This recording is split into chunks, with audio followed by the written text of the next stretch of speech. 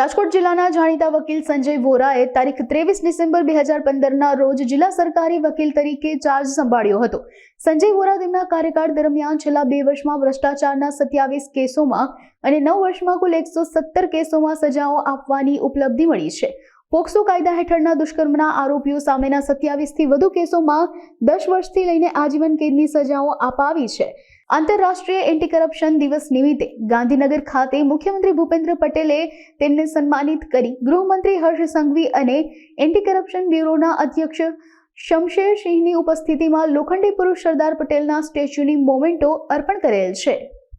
વાતમાં એવું છે કે જિલ્લા સરકારી વકીલ તરીકે મારે લગભગ 1 અઠવાડિયા પછી 9 વર્ષ પૂરા થશે અને 9 વર્ષની અંદર અત્યારે 6 જાન્યુઆરી આપણે નવા કોર્ટ બિલ્ડિંગમાં શિફ્ટ થયા તો 6 જાન્યુઆરીથી અત્યાર સુધીમાં 18 કેસોમાં સજા કરાવી, એટલે લગભગ 9-10 મહિનામાં 18 કેસોમાં સજા અને 9 વર્ષના સમયગાળામાં મેં અંગત રીતે 117 કેસોમાં સજા કરાવી અને પ્લસ સૌથી વધારે સજા મેં ભ્રષ્ટાચાર વિરોધી કેસોમાં કરાવેલી છે। એટલે એ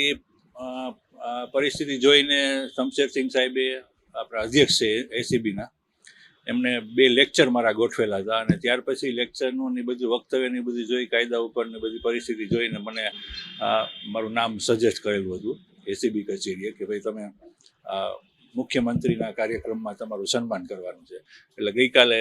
એક લેક્ચર પણ હતું અને મારું સન્માન પણ કરવામાં આવ્યું। સન્માન એટલા માટે કરવામાં આવ્યું કે અત્યાર સુધીમાં ગુજરાતમાં ઇતિહાસમાં ક્યારેય કોઈએ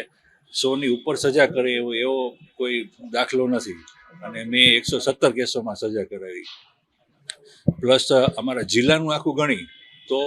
250ની ઉપરની સજાઓ થાય છે છેલ્લા 9 વર્ષની અંદર કે જે પણ આખા ગુજરાતમાં ક્યાંય ઇતિહાસમાં નથી કે આટલી બધી સજા કરવામાં આવેલી। અને હું જ્યારે ગયો હતો ત્યારે મુખ્યમંત્રીશ્રીએ અને આપણા ગૃહમંત્રી શ્રી હર્ષભાઈ સંઘવીએ જે વક્તવ્ય આપ્યું હતું એમાં પણ એમ જ કહ્યું હતું કે આ પ્રમાણેની પરિસ્થિતિમાં એટલો લોકોને ઉત્સાહ થાય છે કે ચાલો ભ્રષ્ટાચારના જેટલા કેસો છે એમાં આપણે નિર્ભયપણે એસીબી પોલીસ સ્ટેશનમાં જઈ અને ફરિયાદ કરીએ। ઘણી વખત એવું પણ થાય છે કે એસીબી પોલીસ સ્ટેશન જઈને ફરિયાદ કરવામાં લોકોને સંકોચ થતો હોય અથવા તો ડર લાગતો હોય અથવા ટાળતા હોય કે ત્યાં જઈને કરવું અને ક્યાં કોર્ટ કેસમાં જવું। તો આપણે ગુજરાત સરકારે એવી સિસ્ટમ બનાવેલી છે કે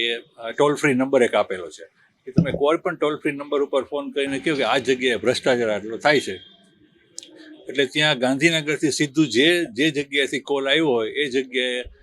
સૂચના આપે એસીબી પોલીસ સ્ટેશનને કે આ પ્રમાણેની એક ફરિયાદ આવેલી છે અને એક માહિતી મળેલી છે, તમે તપાસ કરો। અને આ રાજકોટની પોલીસ છે એ પ્રમાણેની જે પણ જગ્યાની માહિતી મળેલી હોય ત્યાં જઈ અને જે પણ માહિતી આપનારને સ્ટેટમેન્ટ લે એ સ્ટેટમેન્ટનું વેરિફિકેશન કરે, એમ લાગે કે આ પ્રમાણે થાય છે તો પછી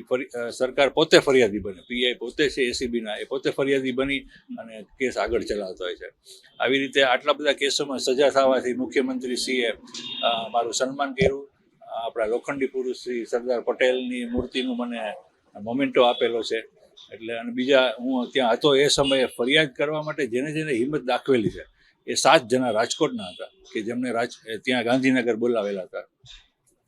એમને પણ પ્રોત્સાહિત કરવા માટે મુખ્યમંત્રીશ્રીએ અને ગૃહમંત્રીશ્રીએ એમને પણ મોમેન્ટો આપેલા છે કે તમે હિંમત દાખવીને ફરિયાદ તો કરી। જે લોકોએ ફરિયાદ કરી એટલા બધા નાના વર્ગના હતા, નીચલા વર્ગના હતા કે કોઈ કડિયા કામ કરતા હોય, કોઈ સફાઈ કામદાર હોય કે જેમની પાસેથી કોઈ સરકારી અધિકારી લાંચની માગણી કરતા હોય અને છતાં પોતાના ઉપરી અધિકારી વિરુદ્ધ પણ ભ્રષ્ટાચારની ફરિયાદ કરતા કોઈ અચકાય નહીં એના માટે થઈને